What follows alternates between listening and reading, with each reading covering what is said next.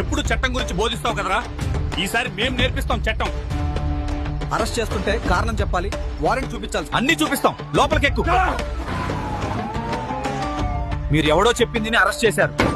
రేపు నన్ను మేజిస్ట్రేట్ ముందు హాజరు చేయకుండా నా మీద చిన్న గీత పడ్డ మీ ఉద్యోగాలు పోవడం గ్యారంటీ.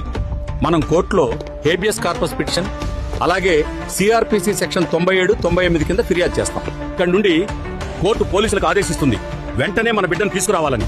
వారెంట్ లేకుండా ఎలాంటి సమాచారం ఇవ్వకుండా అట్లీస్ట్ పిటిషన్ ఫైల్ చూపకుండా ఒక పౌరుణ్ణి మీరు తాకే హక్కు కూడా మీకు లేదు. పోలీసులు చట్టానికి మించిన వారు కాదు.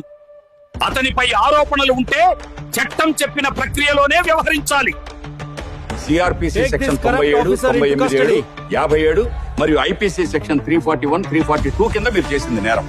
పోలీసులు అక్రమ నిర్బంధం చేసినందుకు తక్షణ సస్పెన్షన్ ఆర్డర్ ఇవ్వబడుతుంది. అలాగే మీపై విచారణ జరపాల్సిందిగా ఆర్డర్ పాస్